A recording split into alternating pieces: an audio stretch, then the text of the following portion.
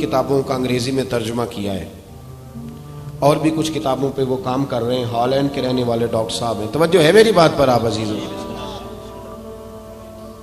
Doctor صاحب کہتے ہیں کہ میں نے یہ سنا تھا کہ مسلمان دہشت گرد ہیں, یہ بم بلاسٹ کرتے ہیں. تو میں جہاں لفظ اسلام آتا تھا نا وہاں سے میں تھوڑا بچ جاتا تھا, پیچھے ہٹ جاتا تھا. لیکن میرے مزاج کے اندر یہ بات شامل تھی کہ میرے اندر اللہ نے بڑا انسانیت کا جذبہ رکھا ہوا تھا. تو میں ایک تنظیم قائم کر رہا تھا. میرا خیال تھا کہ ایک ایسی جماعت بناؤں کہ جو پوری دنیا کے اندر اسلام, توجہ ہے میرے عزیزوں کی, کہتے میرا خیال تھا ایسی جماعت قائم کروں کہ جو پوری دنیا میں لوگوں کی خدمت کرے اور بغیر امتیاز کے کرے, اسلام والوں کی بھی اور غیر مسلموں کی بھی. لیکن مجھے بڑا دھچکا رہتا تھا کہ مسلمان سخت گیر قوم ہے. میں نے بہت ساری جماعتوں کا منشور اور دستور منگایا اور میں نے کہا میں اپنی جماعت کا دستور لکھوں گا تو پہلے ذرا سارا میں مطالعہ کر لوں. ڈاکٹروں کا ٹیبل ہوتا ہے, اس کے اوپر نا شیشہ لگا ہوتا ہے, نیچے وہ جو چیز ضروری ہوتی ہے وہ رکھ لیتے. کہتے ایک مصر کے مولانا صاحب آئے ہوئے تھے ہالینڈ کے دورے پر, اچھی انگریزی جانتے تھے تو کسی وجہ سے علیل ہو گئے. میرے پاس وہ آئے اور انہوں نے دیکھا کہ میں انسانی حقوق پر کچھ لکھ رہا ہوں, کام کر رہا ہوں. تو وہ دیکھ کر کے مجھے کہنے لگے کہ ڈاکٹر صاحب آپ کوئی تنظیم قائم کر رہے ہیں؟ میں نے کہا ہاں. تو کہتے انہوں نے ہلکا سا ٹچ دیا, زور نہیں دیا, اور ویسے بھی جو ہلکی بات ہوتی ہے وہ ذرا دل میں جلدی بیٹھ جاتی ہے. کہتے ہیں ہلکا سا ٹچ دیا, کہنے لگے اگر کبھی موقع ملے تو میرے نبی پاک کی بھی سیرت پڑھ کے دیکھیں, بس ہلکی سی بات, اور وہ جملہ چھوڑ گئے. اعلیٰ حضرت فاضل بریلوی علیہ رحمہ نے لکھا ہے ضروری نہیں کہ تم جو کہہ رہے ہو وہ منوا کے اٹھو, لیکن میسج ضرور چھوڑ دیا کرو. جب انسان کے ذہن میں بات ہوتی ہے نا, یہاں سٹاک ہوتا ہے جب بات کا, تو جب وہ کام کرنے لگتا ہے تو ایک دفعہ وہ بات سامنے ضرور آتی ہے. کہہ دیا کرو. انہوں نے کہہ دیا کہ ڈاکٹر صاحب ایک دفعہ حضور کی سیرت بھی پڑھ لیں. کہتے ہیں میرے ذہن میں بات بیٹھ گئی, مصروف آدمی تھا, زیادہ تو نہیں میں مطالعہ کر سکتا تھا, لیکن میں نے ایک دن 10 منٹ گھر میں ملے تھے تو میں کمپیوٹر پہ بیٹھا اور میں نے کہا کہ انگریزی میں جو کتابیں حضور سید عالم صلی اللہ علیہ وسلم کی سیرت کی ہیں ان کو ذرا دیکھتا ہوں. تو فرماتے ہیں کہ میں نے نیٹ پہ سرچ کیا, پہلی حدیث آئی اور میں کلمہ پڑھ کے مسلمان ہو گیا. حدیث کہاں ہے؟ سبل الہدی والرشاد میں بھی ہے, کنز المال میں بھی ہے, مسند احمد میں بھی ہے, ابن اسحاق میں بھی ہے, ابن اشام میں بھی ہے, اور شاید سیرت کی تمام کتابوں میں آپ کو روایت مل جائے. نبی پاک صلی اللہ تعالی علیہ وسلم کی حدیث اور روایت کرتے ہیں حضرت سلمان فارسی رضی اللہ تعالی عنہ, اور ساتھ ہیں سیدنا بلال حبشی رضی اللہ تعالی عنہ. فرماتے ہیں ہم نہ گھر سے نکلے, حضور نے فرمایا ذرا جلدی چلو ایک ضروری کام ہے. فرماتے ہیں بڑی تیزی کے ساتھ آج روٹین سے ہٹ کر محبوب نے تیز تیز قدم مبارک اٹھائے, تیز تیز, اور فرماتے ہیں ایک گلی ہم نے کراس کی, دوسری گلی میں جو پہنچے تو پھٹے پرانے کپڑے, سادی سی بی بی, اور حالت بتاتی تھی کہ بیچاری کسی غریب گھر کی ہے. وہ سڑک پہ کھڑی تھی اور رو رہی تھی. میرے کریم رسول نے فرمایا بلال اسے پوچھو کیا مسئلہ ہے, کیوں روتی ہے؟ تو حضرت سلمان عرض کرتے ہیں میں نے کہا حضور میں پوچھ لیتا ہوں, آپ جائیے, کام بڑا ضروری ہے جو نکلیں, میں معلومات کرتا ہوں. تو محبوب نے فرمایا نہیں, اس کے آنسو پوچھنے سے ضروری کوئی کام بھی نہیں, پہلے اس کی داد رسی ہوگی, اسے پہلے پوچھا جائے گا. روتے نہیں رہتے لوگ گھروں میں, لوگ گزر نہیں جاتے چپ کر کے, کتنے لوگ تڑپتے, کون احساس کرتا ہے؟ نبی پاک سید عالم صلی اللہ علیہ وسلم رکے اور اس خاتون سے پوچھا کیا بات ہے؟ اس نے کہا کہ بات کوئی بھی نہیں, میرا ایک ہی موٹا سا مسئلہ ہے. کہا وہ کیا؟ کہنے لگی میں غریب ہوں, اور غریبی بذات خود بہت بڑا گناہ ہوتی ہے, لوگ بڑا جرم سمجھتے ہیں اس کو بذات خود.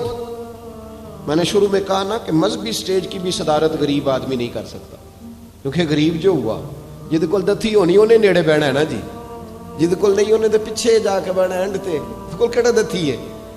اس سٹیج پہ بھی غریب آدمی کی صدارت نہیں ممکن ہو ہی نہیں سکتا. میرے رسول پاک سید عالم صلی اللہ تعالی علیہ وآلہ وسلم نے فرمایا پہلے اسے پوچھو کیا مسئلہ ہے. وہ کہنے لگی میں غریب ہوں, بوڑھی ہو گئی ہوں, ساری زندگی غلامی میں گزاری ہے, تیل لینے آئی تھی 5 دینار کا, بوتل میں تیل بھروایا ہے, اور اب بوڑھی ہوں نا تو کمر درد کرتی ہے, پیر پیچھے موڑا ہے تو میں گری ہوں, تیل زمین پی گئی ہے, اب زمین تو واپس نہیں کرتی, لیکن واپس جاؤں گی تو ایک یہودی عورت کی ملازمہ ہوں, وہ درے سے مارے گی, کھال ادھیڑ دے گی, میں بڑی پریشان ہوں, اب نہیں مار کھائی جاتی, ہڈیاں بوڑھی ہیں, قربان جاؤں. حضرت بلال کو حضور نے حکم دیا, فرمایا دوڑ کے گھر جا 5 دینار لا. فرماتے ہیں 5 دینار لائے, تیل خرید کے دیا, وہ پھر رونے لگی. فرمایا آپ کیوں روتی ہے؟ اس نے کہا بتایا نا غریب ہوں, غریب کا جرم کوئی نہیں ہوتا, لیکن پیس دیا جاتا ہے, پھر بھی مار تو اب بھی پڑے گی, اب کیوں پڑے گی؟ تو عرض کرنے لگی محبوبہ مار اس لیے پڑے گی کہ دیر سے کیوں آئی ہے. تو میرے کریم رسول, اور وہ بی بی حضور ابھی آئے ہیں مدینہ طیبہ, امام یوسف صالحی فرماتے ہیں ابھی آئے تھے حضور, سبل الہدی والرشاد کے مصنف کہتے ہیں ابھی آئے تھے نبی پاک, وہ جانتی بھی نہیں تھی. تو سید عالم صلی اللہ تعالی علیہ وسلم نے فرمایا اچھا مار پڑے گی؟ کہا ہاں. او بھائی کونسلر جو کل آپ کو کہہ رہا تھا نا میں آپ کا خادم ہوں, کونسلر بے گناہ, بلکہ ہمارے SHO صاحب اگر چودھری پہ پرچہ آ جائے تو اس کو ٹیلی فون کر کے پوچھتے ہیں صاحب جی تہاڈے خلاف درخواست آئی ہے, کی کرنا ہے. تو غریب آدمی بیچارہ, اس کی غلطی یہ تھی کہ وہ غریب تھا تو اس نے ریڑھی لگا لی چوک میں, اس کو دبوچ کے لے گئے, تینوں پتہ نہیں اتنے نہیں کھلوئی تھا. تو اس کے پاس کل انویسٹمنٹ ہی 5000 تھی, سارا لے گئے. پھر وہ کونسلر صاحب کے پاس چلا گیا, سر میرے نال چلے آ جائے ذرا, میں تھانے جانا ہے. انہوں نے کہا گڈی کرائی, پیسے ہیں نہیں, ایویں تھانے جائیدا ہے. اب وہ گاڑی لایا ہے, پتہ نہیں کہاں سے لایا ہے, تھانے پہنچا ہے. اور یہ ہے ہمارا حال کہ وہ SHO بھی بیٹھا ہے کرسی پہ اور کونسلر بھی کرسی پہ بیٹھا, اور وہ غریب پیروں میں بیٹھا ہے, اور ہاتھ باندھ کے کہہ رہا میری ریڑھی دے چھڈو, میریاں 4 دھیاں نے, تو میں شامی کھانا کھڑنا ہے. کدھر گیا امت کا وہ ذوق؟ ساری زندگی نعتیں سننے والوں بتاؤ تو صحیح, نعت نے تاثیر کیا دی ہے روح کو؟ اگر ابھی بھی گھاڑی غریب کے پاس کھڑی نہیں ہوتی تو پھر کیا اثر ہوا ساری زندگی نعت سننے کا؟ میرے مصطفیٰ کریم سید عالم صلی اللہ تعالی علیہ وسلم نے فرمایا اس خاتون سے یہاں کونسلر ساتھ نہیں جاتا, کہتا ہے کر دیا ٹیلی فون, سویرے 9 بجے پہنچ جانا. پر کائنات کی سب سے معزز شخصیت حضرت سیدنا بلال حبشی رضی اللہ تعالیٰ عنہ فرماتے ہیں میرے نبی پاک نے فرمایا بی بی چل میں تیرے ساتھ چلتا ہوں. گویا اللہ کی ساری رحمتیں اس کے ساتھ ساتھ چلنے لگی. اور آگے آگے نہیں, ساری کتابیں پڑھ لو, وہ پھٹے پرانے کپڑوں والی بی بی آگے آگے اور اللہ کے کریم رسول پیچھے پیچھے. ساری گلیاں اس نے پھرائی, مدینے کی صحرا آ گیا. ایک دروازے پہ دستک دی, سے مالکن آئی. وہ بی بی بعد میں کہتی ہے میں بھی بڑی ڈاڈی تھی, طاقت ہی نہیں تھی میرے سامنے کو کھڑا ہو سکے, لیکن جب میں باہر نکلی تو میں نے نور کے حالے میں لپٹی ہوئی ایک عظیم ہستی کو دیکھا. فرماتے محبوب کے گورے چٹے رنگ کے اوپر کالی زلفیں اور محبوب پاک کی مقدس آنکھیں جب تک بات کرتے رہے نظریں زمین پہ جھکی رہی. شرم و حیا والے رسول نے بڑے میٹھے, بڑے دھیمے, بڑے خوبصورت لہجے میں کہا. بریلی کے امام فرماتے ہیں نیچی نظروں کی شرم و حیا پہ درود. بڑے دھیمے لہجے میں فرمایا تیری نوکرانی ہے تیری. عورت کہتی ہے میں تو حضور کے جلووں میں محو ہو گئی کہ سادگی میں اتنا حسن میں نے دیکھا ہی نہیں, تیری نوکرانی ہے. کہا تو میرے محبوب نے فرمایا بیچاری کی غلطی کوئی نہیں, اسے مارنا نا, اس سے تیل گر گیا تھا, نیا خریدتے دیر ہو گئی, رو رہی تھی تو میں سفارش کرنے آیا ہوں.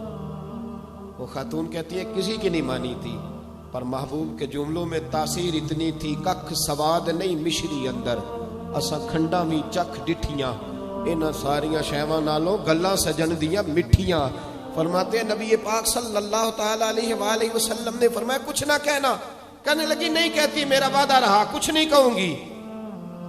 اب میرے حبیب نے پھر نظر اٹھائی اور اس غریبنی کی طرف دیکھا اور فرمایا تو اگر کہے تو میں جاؤں, تو اگر کہے تو میں خود بھیک دیں, خود ہی کہیں منگتے کا بھلا ہو. تو اگر کہے تو میں جاؤں. اس نے خراج پیش کیا تو چند آنسو گرائے. کہنے لگی محبوبہ جیسے بندہ نوازی. حضور نے رخ پھیرا تو حضرت بلال کہتے میں پیچھے رہ گیا تو وہ دونوں بیویاں دوڑ کے میرے پاس آئیں. کہنے لگی بتا تو صحیح ہے کون, یہ بتا تو صحیح کون تھے. تو حضرت بلال کہنے لگی تم نہیں جانتے. جناب بلال فرمانے لگے یہی تو ہیں جنہیں اللہ نے سچا رسول بنا کے بھیجا ہے. بیبیاں دوڑ کے آئیں. کہنے لگی محبوبہ دروازے تک آئے ہو تو خالی تو نہ لوٹاؤ, مہربانی فرماؤ ہمیں بھی کلمہ پڑھا دو. ڈاکٹر ہارون کہتے ہیں وہ بیبیاں وہاں کلمہ پڑھ رہی تھی اور میں حدیث پڑھ کے کلمہ پڑھ رہا تھا.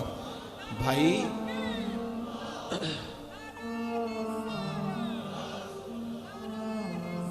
اگر دولت احساس ہے نا پھر تو زندہ ہے.